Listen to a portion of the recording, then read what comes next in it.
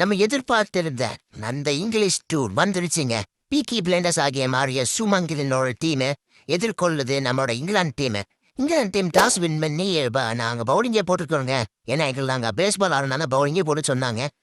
Indian டீமுக்கான Sai Sudarshan டெஸ்ட்ல debut ஆகியிருக்காரு. நம்ம சத்தேஸ்வர் புஜாரா கிட்ட ஒரு கடப்பாறை கிட்ட இருந்து நம்மளோட கேப் வாங்கியிருக்காரு. வாழ்த்துக்கள் சாய் சுதர்சன்.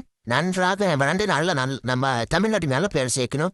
நம்ம பிளேயிங் லெவன் பார்த்தீங்கன்னா எப்பவும் கருண் நாயருமே ஷார்துல் தாக்கூர் ஒரு கம்பேக் கொடுத்துருக்காங்க. இந்த டீம்ல 3 தரமான ஃபாஸ்ட் பவுலர்னு ஒரே ஒரு ஸ்பின்னர் மட்டும் தான் இருக்கிறா. முதல் லஞ்ச் பிரேக் முடிவில் ராகுல் 42 ரன்னுக்கு அவுட் ஆயிட்டாருங்க. ஆனா எஸ்எஸ்சி டெஸ்ட்ல கடப்பாறையாட்ட நின்னாரு.